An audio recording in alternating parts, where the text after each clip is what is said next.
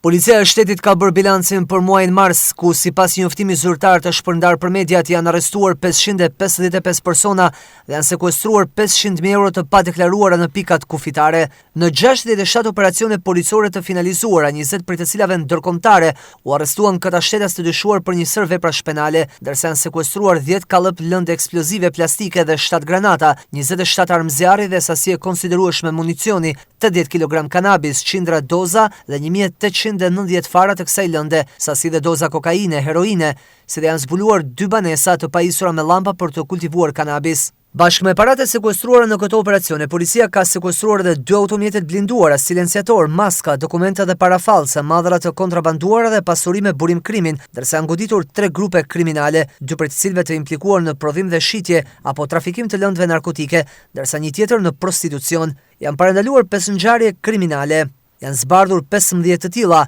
që nga dëmtimi pronave me lëndë, plasë ose djegje, kanosje për dhënje pasurie, plagosje dhe aksidente me pasoja. Janë finalizuar 20 operacione për zbardhjen e vjedhjeve, si dhe janë goditur 6 raste të kontrabandës së madrave si ar, naft, veshje, pije alkolike dhe pajisje, si dhe janë trajtuar në bashkëpunim me institucionet kompetente 78 raste të krimeve mjedisore, 91 raste të dhunës, si dhe janë goditur 3 raste të posedimit kartmonellave falso. Gjithashtu në këto operacione janë goditur 4 raste të organizimit ilegal të lojrave të fatit dhe një rast i transportimit të emigrantëve, ndërsa jo është dhënë ndihmë edhe turistëve të huaj, të cilët kanë mbetur të bllokuar në territor. Renea dhe Interpol Tirana kanë riadhesuar një 19 vjeçar që kërkoi ndihmë për të ardhur nga Sierra Leone, ndërsa janë garantuar rendi dhe siguria publike gjatë aktiviteteve sportive dhe festave kombëtare. Policia rrugore nga ana tjetër me pajisjet inteligjente ka vepruar në akset kryesore ku kanë rënë në pranga 150 drejtues mjetësh, për të cilëve 111 për drejtim mjeti në gjendje të dehur, 39 pa leje drejtimi, 313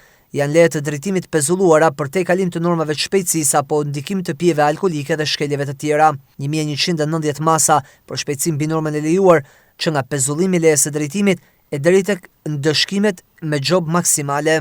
apo zbritjet e pikëve në patent. Policia kufitare nga ana tjetër ka ndërvepruar në territorin e Gjelbërt dhe në kufirin blu, duke goditur rastet 61 të tilla për kalim të kundraligjshëm të kufive apo dhënje ndihme për paligjshmëri, 17 raste të tentativës për të kaluar kufit me dokumente falso, 7 raste trafikimit të mjeteve motorike, si dhe një rast i tentativës për trafikim të narkotikëve. Policia e shtetit në përmbyllje të reagimit të saj thotë se qytetarët dhe partnerët janë maksimalisht të angazhuar për të finalizuar operacione kundër krimit në përgjithësi, krimit organizuar në veçanti dhe për kapjen e shtetasve të shpallur në kërkim, ndërsa fton që të gjithë të bashkëpunojnë për të denoncuar paligjshmërinë.